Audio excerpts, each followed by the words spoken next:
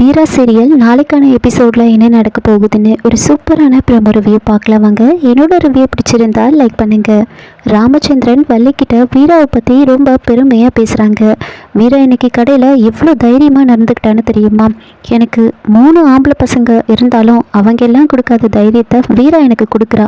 மாமா நீங்கள் ஒன்றும் கவலைப்படாதீங்க, எல்லாம் நான் பார்த்துக்கிறேன் அப்படின்னு சொல்லும்போது எவ்வளோ தைரியமாகவும் சந்தோஷமாகவும் இருக்குது தெரியுமா?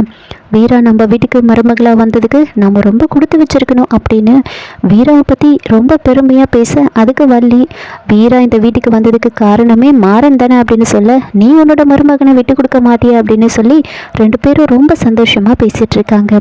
இன்னொரு பக்கம் வீரா ரொம்ப கிளவராக பிளான் பண்ணி மாறனை பெட்டில் படுக்க வைக்கிறாங்க.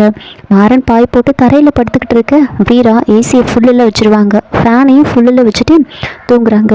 மாறன் குளிர் தாங்க முடியாமல் வீரா கிட்ட கேட்க, வீராவும் சரி ரொம்ப குளிர் எடுத்தா நீ பெட்டு மேலே படுத்துக்கோ, நான் எதுவும் சொல்ல மாட்டேன், இந்த பெட்ஷீட்டை போத்திக்கோ அப்படின்னு சொல்ல மாறனுக்கு ரொம்ப குழப்பமாக இருக்குது. இருந்தாலும் குளிர் தாங்க முடியாமல் பெட்டில் படுத்துக்கிறாரு. அப்படியே மாறனை ரசிச்சுக்கிட்டு வீரா தூங்கிட்டு இருக்காங்க.